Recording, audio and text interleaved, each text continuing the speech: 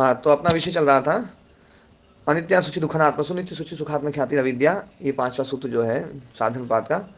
और इसमें थोड़ा तो हो गया था। अब आगे जो नवाव शशांक लेखा कमनीया यम कन्या मधु अमृतावयव निर्मिता इव चंद्रम भित्वा निश्चिता इव जायते नीलोत्पल पत्रायताक्षी हाव गर्भाभ्याम लोचनाभ्याम जीवलोकम आश्वासयन्ति इव इति। तो कोई जो है शशांक लेखा नवा इव कमनीया, चंद्रमा की जो कला होती है, चंद्रमा ना, जैसे अमावस्या होती है, अमावस्या के बाद में फिर प्रतिपदा होती है, प्रतिपदा के बाद में जो द्वितीया का जो चांद होता है वो है ना नया निकलता है बिल्कुल एकदम, और बहुत अच्छे से चमकता है, थोड़ी देर के लिए चमकता है पर बड़ा सुंदर दिखता है। तो वो उसकी जो ना वो रेखा है, एक लेखा है वो एक एक तिथि में एक रेखा, दूसरी तिथि में दूसरी रेखा, तीसरी तिथि में तीसरी रेखा, चौथी तिथि में चौथी रेखा, ऐसे बनती है। तो वो शशांक लेखा, शशांक मतलब चंद्रमा, शश कहते हैं खरगोश को, और खरगोश उसमें अंकित होता है। कहते हैं वो चंद्रमा में धब्बा है, वो जो धब्बा है उसकी जो आकृति है वो खरगोश जैसी दिखती है, इसलिए इसको जो ना शशांक लेखा, शशांक कहा जाता है चंद्रमा को।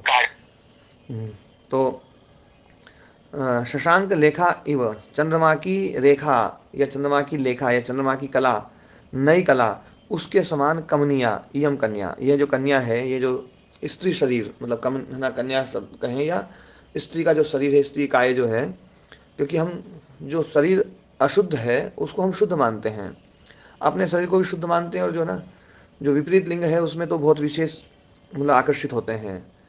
तो ये केवल एक कन्या के लिए नहीं है, मतलब पुरुष के लिए स्त्री का शरीर, स्त्री के लिए पुरुष का शरीर, दोनों के लिए ही है यहाँ पर, है ना।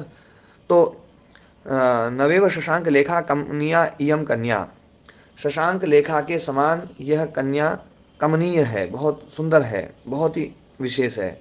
मधु अमृत अवयव निर्मिता इव, और इसके जो अवयव हैं बने हुए हैं वो ऐसे लग रहे हैं जैसे मधु से बने हुए हों या अमृत से बने हुए हों, मतलब ऐसे जो है ना, जैसे मधु प्रिय होता है, स्वादिष्ट होता है, और अमृत जो है वो तो अमर कर देता है, सारे दुख दूर कर देता है।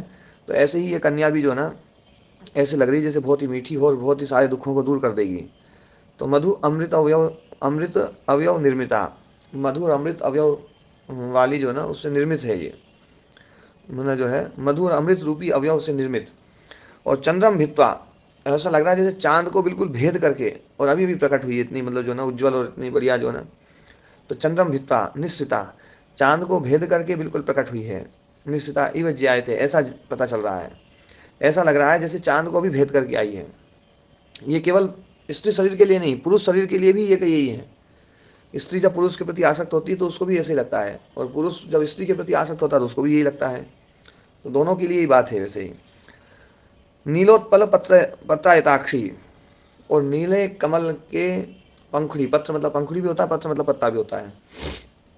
तो नीले कमल के पंखुड़ी के समान फैली हुई आंख वाली, बिल्कुल मतलब जैसे नील कमल की जो पंखुड़ी होती है ना, जो किनारा होता है वो थोड़ा सा दूर तक फैला हुआ होता है, लंबा होता है, गोल नहीं होता है, तो ना जो है, तो वैसी जो ना बिल्कुल बहुत सुंदर आंखों वाली, बहुत ही सुंदर, सुंदरतम आंखें हैं ऐसी आंख वाली। हाव गर्भाभ्याम लोचनाभ्याम जीवलोकम आश्वासयंती इव, और अपने हाव के द्वारा, हाव गर्भ में है जिसके, हाव वैसे कहते हैं जो आकर्षक और मोहक क्रियाएं जो होती है ना वो हाव हैं, और आकर्षक न लगें तो श्रृंगार के द्वारा उसको आकर्षित कर लिया, मतलब श्रृंगार के द्वारा उसको आकर्षक बनाया जाता है ना, काजल वाजल लगा करके और अलग अलग, और है ना जो ना, तो आंखों को और ज़्यादा सुंदर बनाया है। तो लोचनाभ्याम मतलब लोचन, कैसे लोचन, कैसी आंखें, जिसके हाव गर्भ में हैं, आकर्षक और मोहक क्रियाएं या श्रृंगार के द्वारा जो ना आकर्षित करने वाला गुण उसमें आया है, और वो आकर्षित करने वाला गुण जिसके गर्भ में है, जिसके भीतर है, ऐसे ऐसी आंखों वाली, और उन आंखों से जीव लोकम आश्वासयंती, वो जीव लोगों को तृप्त कर रही है। उसकी आंखों को देख देख करके आदमी जो ना आंखों में खो जाता है, मतलब जो ना, अच्छा देखो मतलब जो है आदमी कहाँ कहाँ खो जाता है, कैसे खो जाता है जो ना, और उन्हीं को जो है अपना सब कुछ मानता है, मतलब ऐसा लगता है कि जीवन का बस यही रस है, इस रस से आगे तो कोई रस ही नहीं है। सर्वोत्तम रस यही है। और और इस रस में पता नहीं कितनी बार डूबे हैं, कितनी बार इसमें डूब डूब करके, धोखा खा खा करके इसमें जो है ना, मतलब शरीर का अपना सारा नाश करके और सब कुछ मतलब जो है, और अपना एक जीवन बर्बाद कर लेते हैं। फिर अगले जीवन में पहुंच जाते हैं, फिर वैसे ही उसी में पहुंच जाते हैं। और ऐसे ही ये चक्र चलता आ रहा है, चलता आ रहा है, चलता आ रहा है, पता नहीं कितना जो है ना, कितने लंबे कालखंड से, मतलब अनंत काल से जो है ना हम इसी उसमें लगे हुए हैं। तो इससे तो मुक्त होना चाहिए। तो ऐसा जीव लोकम आश्वासयन्ति, ये बताया भी है, इस उन आंखों से वो जीव लोगों को आश्वासित कर रही है, प्रसन्न कर रही है, संतुष्ट कर रही है। इति, अब इससे आगे व्यास मुनि जी बोल रहे हैं कि कस्य केन अभिसंबंध, अब किस स्त्री शरीर का, केन है ना जो है, केन सादृश्य न अभिसंबंध, किस स्त्री शरीर का किस सादृश्य से संबंध है, या एक और हो सकता है कि किस कारण का किस कार्य से संबंध है। मतलब ये कह रहे हैं चांद को भेद करके आई है, तो चांद को कार्य बनाया, वो कारण बताया बनाया, और स्त्री शरीर को कार्य बनाया, क्योंकि चांद से निकाली है। तो चांद से निकाली है, तो चांद का स्त्री शरीर का कोई संबंध ही नहीं है ना। तो ये बोलना चाह रहे हैं। या फिर सादृश्य के रूप में कि केन सादृश्य है ना, कश्य स्त्री शरीर से, स्त्री शरीर का, स्त्री काय का किस सादृश्य से संबंध है। मतलब जैसे मधुर, अमृत और चंद्रमा और है ना नील कमल और शशांक लेखा की जो पहली वो है ना, उसकी जो पहली कला, और है ना ये सब जो है ना, बोले इनके सामने क्या संबंध है। मतलब बहुत आंशिक संबंध होते हुए भी अपन उसी को वही बना देते हैं, है ना। तो ऐसा बता करके ये कह रहे हैं कि ये जो है ना, ये तो केवल एक अविद्या ही है और कुछ नहीं है। तो अविद्या का स्वरूप इतना है कि जो बहुत भयंकर अपवित्र है, उस अपवित्र शरीर में मतलब जो है हम पवित्र बुद्धि रख लेते हैं, पवित्र, उसको अपवित्र को पवित्र मानने लग जाते हैं। अपना शरीर भी अपवित्र है, और जिन शरीरों में हम आसक्त हैं वो भी अपवित्र है, भयंकर अपवित्र है। लेकिन ये जो संस्कार है, क्लेश है, ये बिल्कुल जो ना हमें जो ना मत देते हैं। और अविद्या तो इन सब की माँ है, तो वो जो है हमें छूटने नहीं देती है, उसमें से निकलने नहीं देती है। बार बार हम जो ना इस विषय को सोचते हैं, बार बार जो ना, पर फिर भी जो है ना फिर उसी दलदल में फंसते हैं। तो इसलिए जो है तो कश्य केन संबंधो भवति च एवं अशुचौ शुचिर विपर्ययः, शुचि विपर्यय प्रत्ययः इति। तो जो है ये इस प्रकार अशुचि में जो बिल्कुल अपवित्र है, उसमें शुचि विपर्यय प्रत्यय है थी। शुचि विपर्यय प्रत्यय मतलब पवित्र अविद्या, मतलब उसको पवित्र अविद्या प्रत्यय, अविद्या युक्त ज्ञान, मतलब अविद्या युक्त जो, मतलब हम उसको पवित्र मान रहे हैं, पवित्रता रूपी जो ज्ञान है वो अविद्या युक्त है, इसलिए विपर्यय शब्द जोड़ा कि विपर्यय प्रत्यय थी। एतेन, इसी प्रकार से अपुण्य पुण्य प्रत्यय तथा एवं अनर्थे च अर्थ प्रत्यय व्याख्याता। अपुण्य में हम पुण्य प्रत्यय मानते हैं, जो अपुण्य है उसको हम पुण्य मानते हैं। ऐसी कितनी चीजें हैं जो गलत है लेकिन हम उसको सही मानते हैं, और अनर्थ को हम अर्थ मानते हैं। हम धन को अर्थ कहते हैं, अर्थ जो ना, पर बोले सारा अनर्थ यही है, सारे अनर्थ का मूल यही है। कितना अनर्थ है, बोले बोले कमाओ तो दुख, फिर रखो तो दुख, किसी को दो तो दुख, रखने में दुख, देने में दुख, कमाने में दुख, छोड़ने में दुख, पाने में दुख। कोई एक भी मतलब उसमें जो है ना एक भी गुण नहीं। सीए साहब तो नहीं जुड़े हुए हैं? पर महाराज जी हम लग तो वही कह रहे हैं। हाँ जी, तो ये स्वामी जी, हाँ जी, हम स्वामी जी कमाने में दुख तो है, रखने में भी है, लेकिन फिर बिना कमाए तो काम भी नहीं चलता ना। हाँ वो बात तो बिल्कुल सही है, लेकिन फिर इसको फिर इसको अर्थ तो ना कहें, बोले भाष्यकार ये कह रहे हैं व्यास मुनि जी कि चलो ठीक है उसके बिना काम नहीं चल रहा है, लेकिन इसको अर्थ तो मत कहो, इसको अनर्थ तो कहो। इसका नामकरण अर्थ कर दिया। अनर्थ होते हुए भी वो अपना अर्थ रख रहा है पूरा। तो ये बस ये बताना चाह रहे हैं कि जैसे अनर्थ होते हुए भी उसको कितना प्रिय मान रखा है, और इतना प्रिय मान रखा है कि मतलब देखो इस प्रियता के कारण से, इस प्रियता के कारण से अर्थ जो है ना वो हमारा उद्देश्य बन गया है, जबकि अर्थ उद्देश्य नहीं था। मतलब जैसे मेरे को भूख लगी है, तो मुझे भोजन चाहिए, तो भोजन के लिए मुझे 10 रुपये, 50 रुपये, 100 रुपये चाहिए।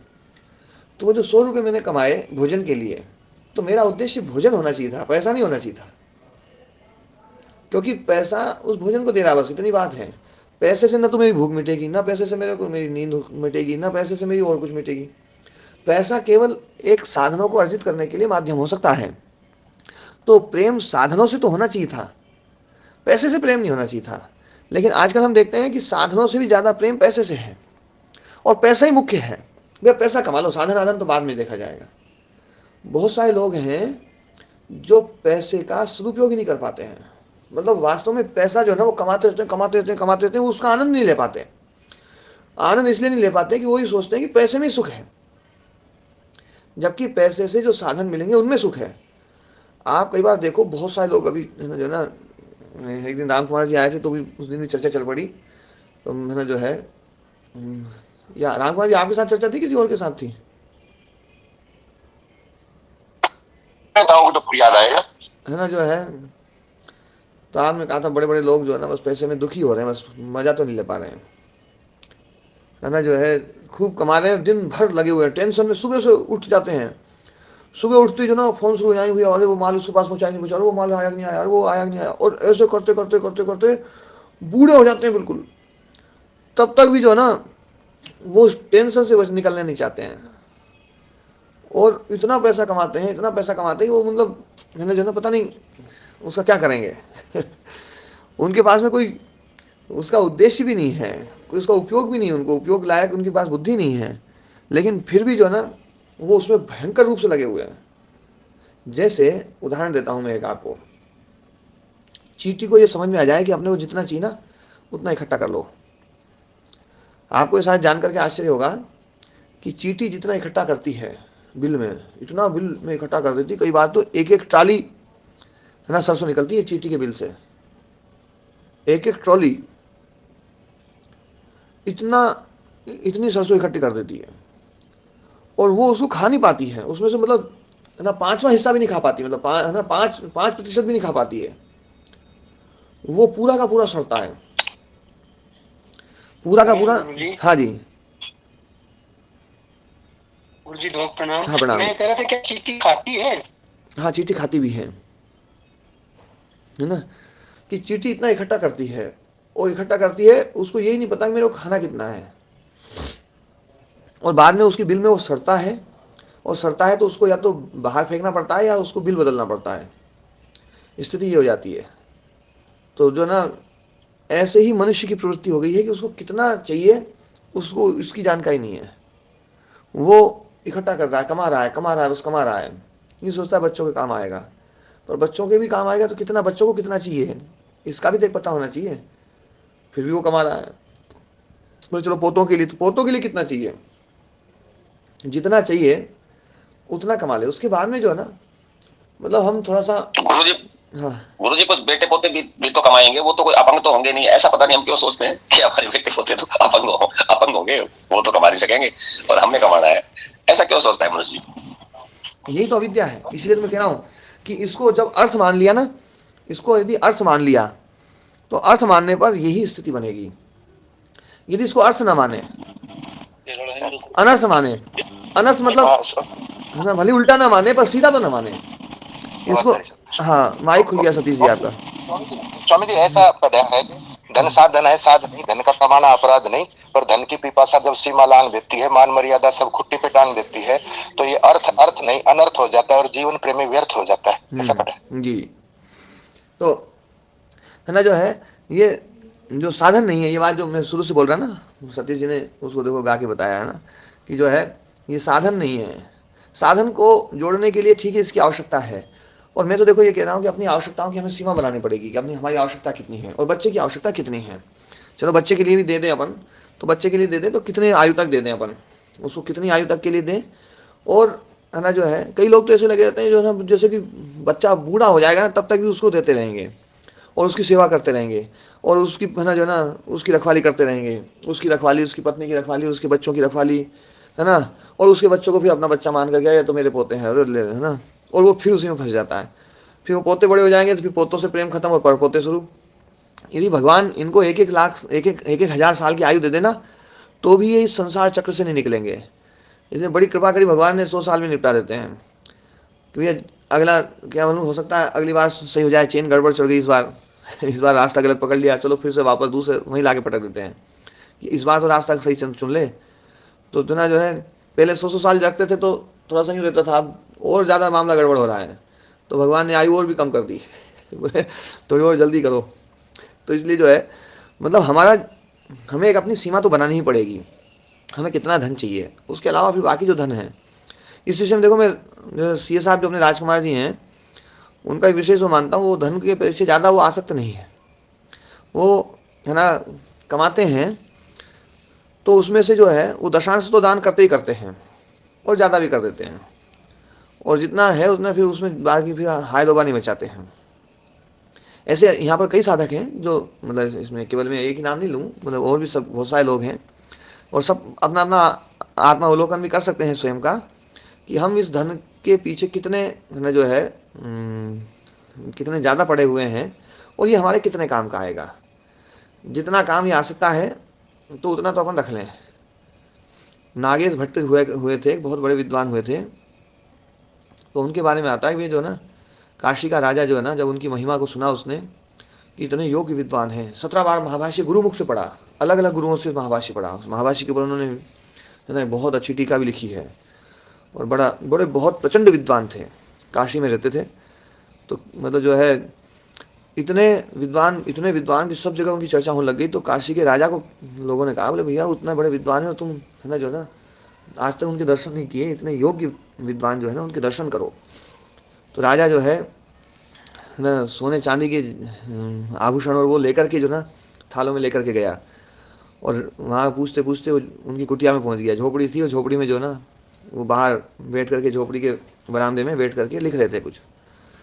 तो एकदम से राजा का हाथी आकर के रुका, और सब सैनिक तो वो बड़े आश्चर्यचकित हो गए। बोले अच्छा राजा, तो बोले जाती राजा का तो काम यही है, राजा इधर से उधर जाएगा ना, कहीं कोई काम आ गया होगा। वो फिर पढ़ने लग गए, तो देखा राजा तो उनकी कुटिया में आ गए, वहाँ कुटिया के बरामदे में वहाँ पास में। बोले आप ही ना नागेश भट्ट हैं? बोले हाँ।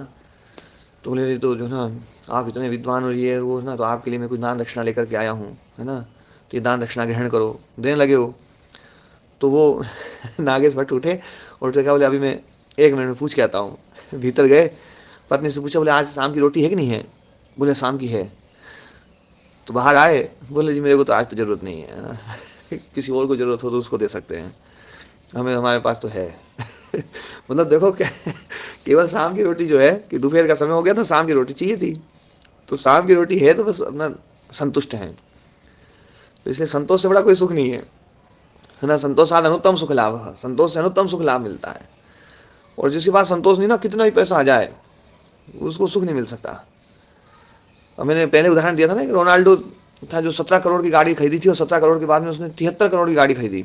वो 73 करोड़ के बाद में पता चला वो 80 करोड़ से ऊपर की थी। वो मतलब जो ना उस गाड़ी का प्राइस था 73, तो फिर जो ना उसकी मतलब इंश्योरेंस आदि और सब मिला करके तो 80 से ऊपर करोड़ की गाड़ी खरीदी उसने, और इतनी महंगी गाड़ी खरीदी, मतलब 17 करोड़ की गाड़ी में उसको सुख नहीं मिला। तो अब 80 करोड़ की गाड़ी में क्या सुख मिलेगा? उससे महंगी आएगी, उसके बगल वाला या उसके पड़ोसी वाला ले आए यदि, तो वही गाड़ी उसको दुख देने लग जाएगी, फिर वो और ज़्यादा के पीछे भागेगा। तो इसलिए है ना, भोग से जो है ये इंद्रियां तृप्त नहीं हो सकती कभी भी। ये बात वहाँ पर भी बताई है, परिणाम ताप संस्कार दुख गुण वृत्ति विरोधाच दुखम एवं सर्वम विवेकिना, कि भोग से विषयों को भोग करके इंद्रियों को तृप्त नहीं किया जा सकता। तो ऐसे मन की तृष्णा जो ना ये समाप्त नहीं हो सकती। तृष्णा को भर भर के हम करना कोशिश करें, ये कभी समाप्त नहीं होगी, ये मन भरेगा ही नहीं। है तो एक कहानी सुनाई थी ना मैंने नारद जी की, याद है? सही याद नहीं आ रही, अच्छा, तो थोड़ा नारद सा बता देंगे तो। हाँ, नारद जी एक बार जा रहे थे तो एक भिखारी दिखाई दिया। भिखारी दिखाई दिया नारद जी को। भिखारी बेचारा बहुत ही परेशान, बहुत दुखी, बिल्कुल ऐसा लग रहा है जैसे 2 दिन से उसको रोटी नहीं मिली हो, वो इतना दुखी। नारद जी ने देखा यार इस भिखारी को, दया आ गई नारद जी को। नारद जी वहाँ उतरे, है ना, नारायण नारायण करते, बोले भैया बताओ तुम्हें क्या चाहिए? भिखारी ने देखा यार ये आदमी मेरे मजे लेने आ गया, इसके पास खुद के पास तो कुछ है नहीं। तो भिखारी जो है थोड़ा सा यूँ था, व्यंग कर दिया उसने। बोले महात्मा जी, बोले आपके पास तो कुछ है नहीं और मेरे को क्या दोगे यार, है ना? कोई आभूषण हो, कोई और हो, झोली हो, आपके अंदर तो झोली है, न झोला न जेब, कुछ भी नहीं है, आप मुझे दोगे क्यों, मेरे क्यों मजे लेने आए हो। तो नारद जी को जो है ना ये बात जो है ना थोड़ी सी अखर गई कि यार इसने मेरा मेरे मेरे पास कुछ नहीं, ये कैसे बोल दिया। मेरा एकदम से अहंकार जाग गया, है ना। माता जी आपकी आवाज नहीं आ रही, कट कट के आ रही है, इसलिए ना अभी माइक बंद ही कर दो। तो अब वो जो है नारद जी ने जो है जब अहंकार जागृत हुआ तो नारद जी ने कहा, बोले मैं तेरे को ना माला माल कर सकता हूँ। अरे बोले यार क्यों मेरे मजे ले रहे हो। बोले मैं तुम्हें दुनिया का सबसे अमीर आदमी बना सकता हूँ। बोले महाराज, बोले कोई और नहीं मिला था, मेरे ही मजे ले रहे हो, मैं भूखा आदमी जो ना। बोले हाँ, चल मैं तेरे को दुनिया का सबसे माला माल आदमी बनाता हूँ। नारद जी ने जो है उसका हाथ पकड़ा और योग शक्ति से जो है धनपति कुबेर के पास ले गए।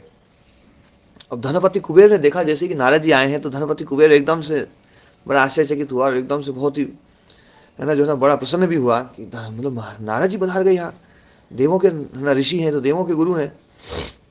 एकदम से उसने साष्टांग दंडवत किया, बोले बताइए क्या क्या क्या मतलब क्या दूं मैं। तो नारद जी ने कहा, बोले भैया मुझे कुछ नहीं चाहिए, तुम्हारे पास में जो सबसे बहुमूल्य रत्न है वो इसके कटोरे में भर दो, ताकि ये दुनिया का सबसे अमीर आदमी बन जाए, मैं वचन देकर के आया हूँ। बोले जो आ गया। तो कुबेर ने जो है अपने सैनिकों को, अपने सेवकों को आदेश दिया, भैया सबसे बहुमूल्य रत्न लेकर के आओ और अच्छे खूब लाना, इसमें जो भी पसंद आए वो दे देंगे। तो वो लेकर के आए। भिखारी ने देखा, यार तो मजा आ गया, आज तो मैं, है ना, जब सब जीवन भर की समस्या खत्म हो जाएगी। उसने कटोरा आगे कर दिया और जो सबसे बहुमूल्य रत्न थे वो डाले, वो डाले, दोनों हाथ से भर भर के कुबेर डालता जाए डालता जाए डालता जाए, पर वो कटोरा नहीं भरे।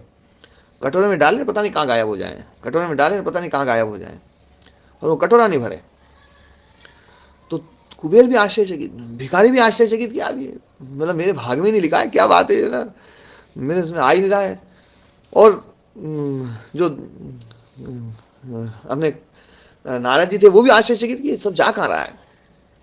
तीनों आश्चर्यचकित, पर वो दोनों वचनबद्ध, और भिखारी तो बेचारा उसको तो, है ना, उसमें तृष्णा में बंधा हुआ था ही। तो तीनों ही बंधे हुए हैं, दो वचन में बंधे हुए हैं, एक तृष्णा में बंधा हुआ है, और वो डाले जा रहे हैं डाले जा रहे हैं। कुबेर ने कहा, भैया ले आओ खजाना खोल दो, आज तो ये कटोरा भी गायब होगा तो कितना गायब होगा, अपना खजाना बहुत है।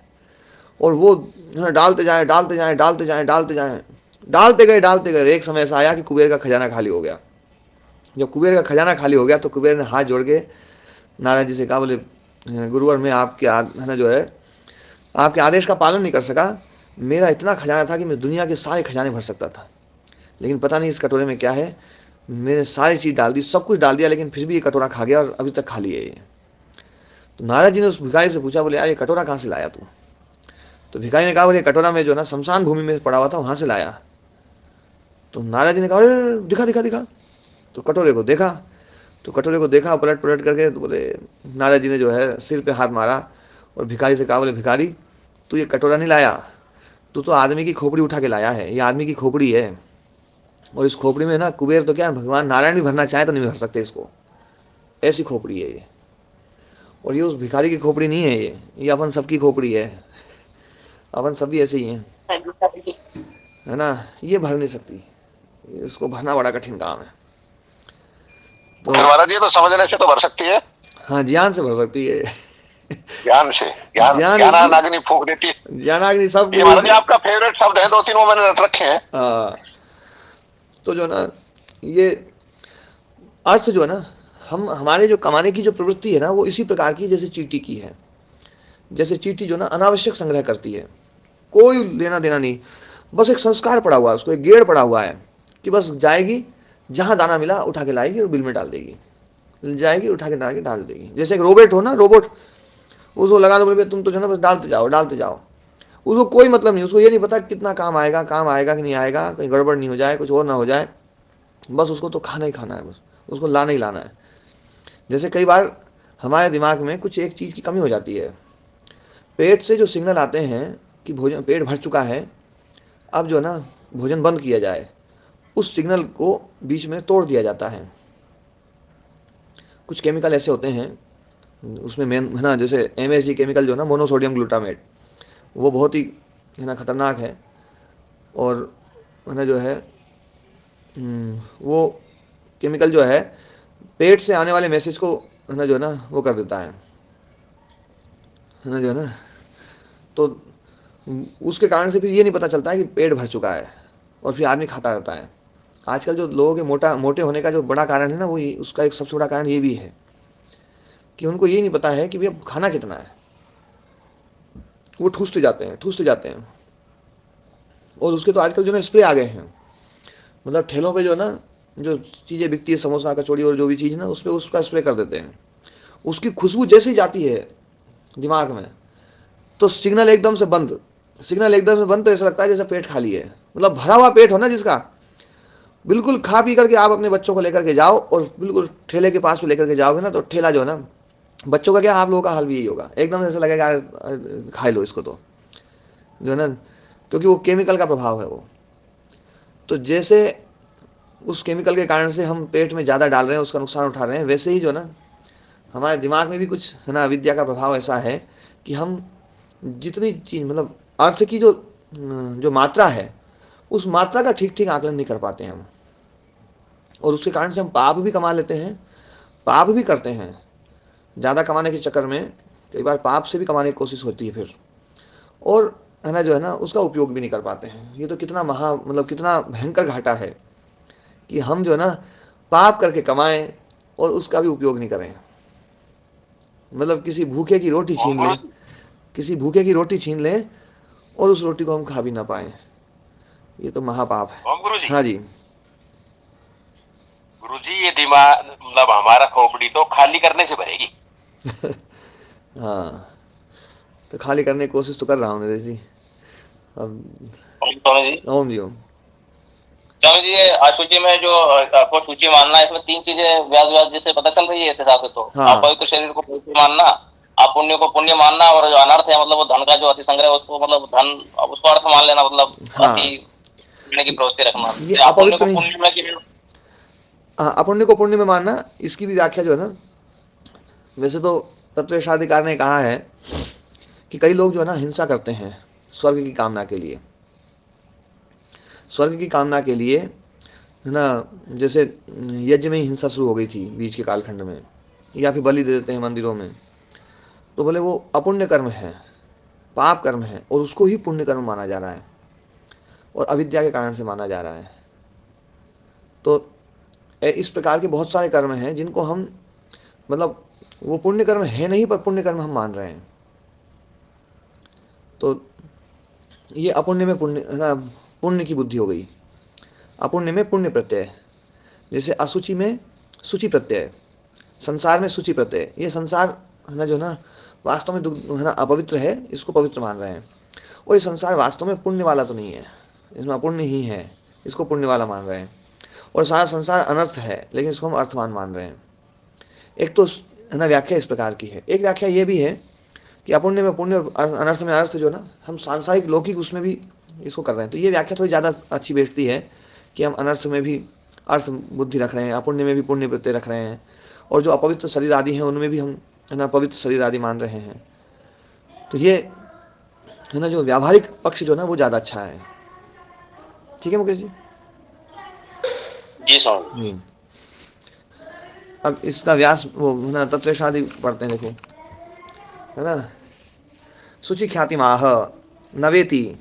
अब नवेति ये यहाँ पर जैसे नवेति ये शब्द दिया, तो इसका मतलब है कि ये व्यास भाष्य का जो वाक्य है नव है ना, उस है ना जो ना नवे वस्त्रांक लेखा कमनिया यम कन्या, इसकी व्याख्या चल रही है। तो उस वाक्य का एक अंश देते हैं ये, तो है ना नवेति। शुचि ख्याति माह, शुचि ख्याति को बतला रहे हैं, तो नवेति। हाव श्रृंगारजा लीला, इसमें बाकी सब शब्द तो स्पष्ट थे, एक हाव शब्द था जो उनको लगा कि ये समझाना चाहिए। तो श्रृंगारजा लीला, श्रृंगार के कारण से जो उत्पन्न होने वाली जो लीला है, श्रृंगार पूर्वक श्रृंगार के द्वारा उत्पन्न करने वाली लीला, जो वास्तव में थी नहीं पर पैदा कर दी गई है ना, तो वो है हाव। और ऐसी लीला जिसके गर्भ में है ऐसी आंखें, और उन आंखों के द्वारा जो है ना सबको तृप्त कर रही वो कन्या। कस्य स्त्री कायस्य परम विभत्सस्य केन मंदतम सादृश्येन शशांक लेखादिना संबंध। अब कस्य केन अभिसंबंध जो ना इसको खोला, देखो तो कश्य मतलब स्त्री कायस्य, स्त्री शरीर का, और वो स्त्री शरीर कैसा है? परम विभत्स है, बहुत ही घृणित है। वो स्त्री शरीर का ही नहीं, शरीर ही घृणित होता है, वो स्त्री शरीर हो चाहे पुरुष शरीर हो। इसमें ऐसा नहीं है कि मतलब जो है ना, क्योंकि यहाँ पर स्त्री शरीर का वर्णन बताया था कि स्त्री शरीर बहुत कम नहीं लगता है लोगों को, है ना, जो है, क्योंकि अक्सर जब भी कमनीयता देखी जाती है तो पुरुष वर्ग देखता है, तो पुरुष वर्ग के लिए स्त्री शरीर ही कम नहीं दिखाई देता है, कुछ ज़्यादा सुंदर दिखती हैं। तो बोले जो ना, तो उसी स्त्री शरीर के बारे में बताएं, भैया ये तो परम विभत्स है, बहुत घृणित है।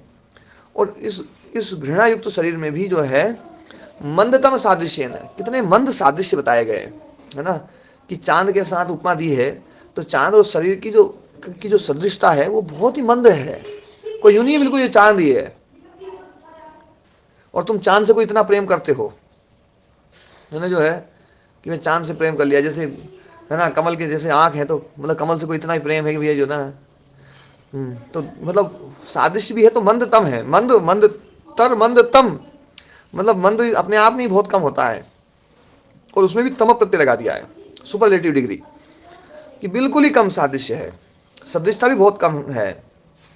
शशांक लेखादि ना, है ना, शशांक लेखादि जो के साथ में जो है ना, जो है उसके साथ में सादृश्य बहुत ही कम है, तो फिर उसके साथ में संबंध कैसे लगेगा?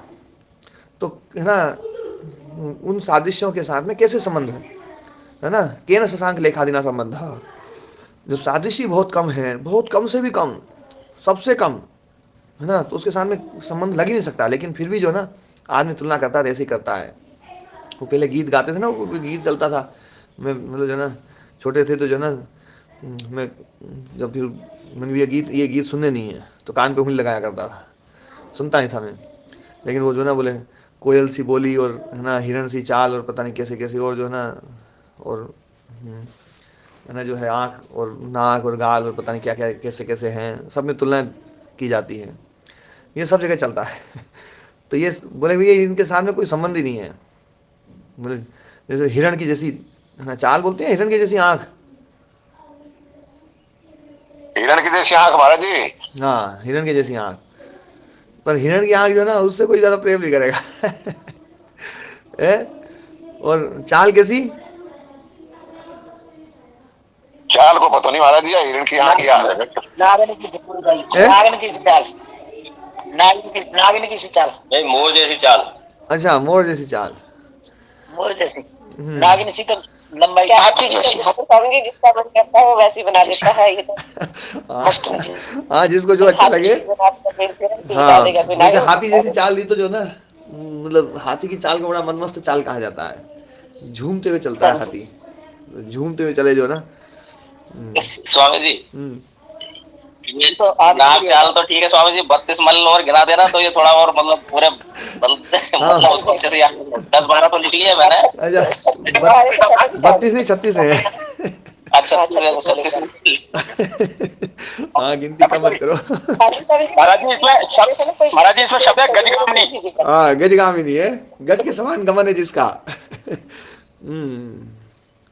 हाँ तो गजगामिनी जो ना, और बोली कोयल जैसी। तो मतलब कैसे जो है ये लोग जो है कभी भी जो होते हैं ना, वो भी बिल्कुल एकदम ऐसा वो कर देते हैं, और पूरी दुनिया उसी में बावली हो रही है। अभी मैं एक जगह गया था राम कुमार जी, महाराज जी एक कार्यक्रम में गया था अभी 5-6 दिन पहले, तो वहाँ के गांव वाले सब आए बुलाने के लिए, बोले महाराज जी आपको जरूर आना है। मन की यार मैं आऊँगा, तुम्हारे हुक्का पानी सब बंद करना पड़ेगा, कोई बीड़ी पिएगा तो मैं वहाँ से उठ के चल दूंगा। बोले जी बिल्कुल हम बंद करवा देंगे, बिल्कुल बंद करवा देंगे, आप जब तक बैठोगे जब तक बंद करवा देंगे। फिर मैंने कहा कोई नाचने वाली तो नहीं बुलाई? बोले नहीं जी नाचने वाली नहीं बुलाई। मन की मासी आए हैं उनके साथ में तो नाचने वाली आती है? बोले नहीं जी वो लड़के ही होते हैं, लड़के जो ना लड़कियों का ड्रेस पहन करके नाचते हैं। मन की भैया लड़के भले लड़की की ड्रेस पहन करके नाचे, मैं जब तक रहूंगा ना जब तक वो नाचने नहीं चाहिए। बोले बिल्कुल जी बिल्कुल, वो तो बोले सबको पता ही है, बोले आप जैसे जाते हैं सब बंद हो जाता है, तत्काल सब बंद हो जाता है पूरे इलाके में, ये अब तो फेमस हो गया भैया महाराज जी आए हैं भैया बंद कर दो इनको। तो जो है ना, तो मैं वहाँ गया, अब मैं वहाँ गया तो जो है ना वो सब बंद हो गए। फिर काफ़ी देर बैठा, बैठने के बाद में फिर मैंने जो है ना, जब मेरा प्रवचन हुआ शुरू तो मैंने लोगों से कहा कि यार तुम जो है ना ये बावड़े हो रहे हो, ये मतलब जो है ना ये लड़की तो है नहीं, लड़के ही हैं मन की, ये ड्रेस मतलब पैकिंग ही बदली है, भीतर का माल तो तुम्हारा इनका सबका एक जैसा ही है। तो सब इतने हंसे। मन की तुम है ना जो है, तुम्हें ये नाच देखना ही है तो घर में ऐसे ही कपड़े पहन के खुद नाच लिया करो, है ना जो है। मन की जो है तो वो मैं देखता हूँ कि व्यक्ति जो है ना भ्रम के कारण से जो है ना, और वो मतलब उसमें जो है ना वो है पुरुष और उसमें स्त्री बुद्धि बना करके उसको बिल्कुल एकदम इतना आकर्षित होकर के देखते हैं वो लोग, जैसे कोई मतलब भगवान उतर आया हो धरती पे। तो है ना जो है, और वही पुरुष बन जाए तो उसको उनको मजा नहीं आएगा। तो ऐसा चल रहा है आजकल समाज में। तो मैं देखता हूँ ये अविद्या जो है ना किस रूप में फैली हुई है, और ये उनका ही हाल नहीं है, हम अपन सबका भी हाल यही है। अपन भी जो पदार्थ जैसा नहीं उसको वैसा मान करके उससे रस ले रहे हैं और खूब रस ले रहे हैं। यही तो स्थिति थी तुलसीदास जी की, सांप को रस्सी समझ करके चढ़ गए, है ना। तो रस के कारण से तो चढ़े वो, और है ना जो है मतलब, तो ये काम वासना, ये लोभ, ये मोह, ये सब जो है ना इतने भयंकर है कि हमें जो ना तो अपने कर्तव्य कर्म करने दे रहे हैं, ना अपनी अविद्या को नष्ट करने के लिए प्रेरित कर रहे हैं, और इसमें फंसाए हुए हैं। और ये बहुत भयंकर जो ना मोहमयी मदिरा को पी करके पूरा संसार उन्मत्त हो गया है, उन्मत्त हुआ बैठा है सारा संसार। इतना ऐसी स्थिति बनी हुई है संसार की, तो है ना जो ना इस मोह रूपी मदिरा का जो ना अब मत पियो, और जो पुराना नशा है उसको उतारो। जब वो उतर जाएगा ना फिर दिखाई देगा बोले यार अपना काम तो अपना हो गया जो होना था, अब ये बच्चे सब अपना कर लेंगे और अपन अपने अपने ध्येय काम में लगेंगे अपन, ऐसा भाव मन में फिर आ सकता है। तो आज तो पाठ को ही विराम देंगे ना। समझिए ये विद्या जो आप हमें पढ़ा रहे हैं तो पूरे देश में लागू होनी चाहिए ना, क्योंकि हम थोड़े से लोग हैं और हम ही अभी समझते हैं आपसे, जैसे यार बात पहले भी समझते थे, पर अब आप विशेष रूप से समझाते हो तो ये सभी को पता चलनी चाहिए ऐसा लगता है, क्योंकि हम थोड़े से समझ के क्या कर पाएंगे। कैसे समझे सबसे तक जाए ये विद्या, सब तक जाएगी। तो हमारे बच्चों को विद्या से बचने के उपाय होने चाहिए ना जी। क्या है इसमें जो है ना, इसमें विशेष रूप से माता पिता को एक्टिव होना पड़ेगा। मैं देखता हूँ जैसे हमारे पास छोटी छोटी उम्र के बच्चे हैं, बहुत छोटी उम्र के बच्चे हैं ना, वो एक अलग बात है। नहीं तो लगभग जो ना 11-12 साल की जो उम्र के बच्चे हैं, जिनको पहले कुछ नहीं पता होता था, आज से 20-30 साल पहले ना कोई मतलब उन विषयों की कोई जानकारी नहीं होती थी, आज वो सब उन विषयों में ट्रेंड होकर के आते हैं, है ना। माता पिता भी नहीं बताते हैं। मोबाइल चल रहा है, सब बच्चों के हाथ में मोबाइल रहते हैं, माँ बाप भी क्या करेंगे, तो कुआं में भांग पड़ गई। हाँ जो है ना, माता पिता मतलब चलो कोई बात है, माता पिता रहते हैं, वो जो कोरोना काल आया था ना, सबने मोबाइल हाथ में दे दिए बच्चों के। तो फिर माता पिता हमें बताते नहीं है, वो बाद में पता चलता है चीजें जो है ना, बाद में पता चलती हैं। कई बार माता पिता को पता नहीं होता है, और कई बार तो मैं बच्चों से जब वो करता हूँ तो फिर उन सब चीज़ें निकलती हैं, तो है ना जो है ना पिताजी को पता था जी, ऐसे पिताजी ने दंड दिया, ऐसे यूँ किया, सब चीज़ें खुलती हैं। तो मैं सोचता हूँ कि यार देखो इन विषयों को यदि हमें थोड़ा सा पहले पता चल जाए तो और अच्छे से वो करेंगे। पर वैसे मैं तो बहुत ज़्यादा जागरूक रहता हूँ, बहुत ही ज़्यादा जागरूक रहता हूँ कि मन में ये सब चीज़ें उठे नहीं। लेकिन ये है ना ऐसे संस्कार हैं, ये कितना ही जागरूक आदमी होता है तो भी मतलब पता नहीं कब उठ जाए। तो मेरा तो बस ये रहता है कि यदि कोई ऐसा संस्कार लेकर के आता है तो वो संस्कार दूसरे बच्चों में ना जाए, इसको लेकर के मैं विशेष सजग रहता हूँ कि कोई ऐसा संस्कार वाला बालक यदि आ भी गया तो उसका जो है ना दुष्प्रभाव दूसरे बच्चों के ऊपर बिल्कुल ना पड़े। और इस चीज़ को लेकर के जो है ना मैं छोटे बच्चों को कई बड़े बच्चों के कमरे में नहीं जान देता हूँ। छोटे बच्चों को जो है ना कभी बड़े मतलब बच्चों को हाथ लगाने नहीं देता मैं एक दूसरे को, कभी कोई आपस में छूते नहीं है। मैं स्वयं भी कभी हाथ नहीं लगाता हूँ, है ना, कभी किसी बच्चे को हाथ नहीं लगाता हूँ। और यहाँ जितने अध्यापक हैं है ना, सबको बिल्कुल स्पष्ट रूप से कि ये जो मतलब हाथ भी लगा दिया ना तो मतलब मुर्गा बना के पीटूंगा मैंने। चाहे कोई कितना बड़ा अध्यापक हो, कितना बड़ा आदमी हो। तो विशेष रूप से सजग रहता हूँ। लेकिन इस सजग रहते हुए भी जो है ना मतलब ये मन में यूँ रहता है कि यार ये चीज़ है बहुत भयंकर, बहुत सजग रहते हुए भी कभी है ना गड़बड़ ना हो जाए। तो इसलिए जो है ना और ज़्यादा सजगता रखता हूँ। फिर भी जो है ना अब प्रभु हमारी सबकी मदद करेंगी, है ना, तो अच्छा निर्माण तो करेंगे ही बच्चों का, है ना।